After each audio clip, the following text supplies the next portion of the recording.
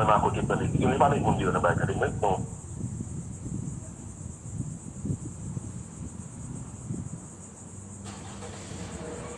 On est qui nous bagay pou gati men. Ok. Pou gati men ok fine. Pou gati men ki te bagay sa diya. Men pou gati alon kote. Men men di bagay sa diya nan bagay. Pou sa yon mek moun tourne ya.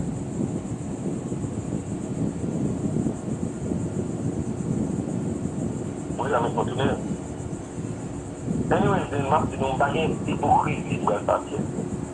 And just the decision. Now welcome to Cotonou for them back feel comfortable.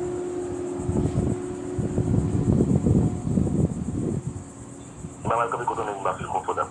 Donc on dit. Une bonne idée. On va gagner pas connaît. On installe la vie dans la famille. Bah on dit non. Nous me dit j'ai fait comme ça non.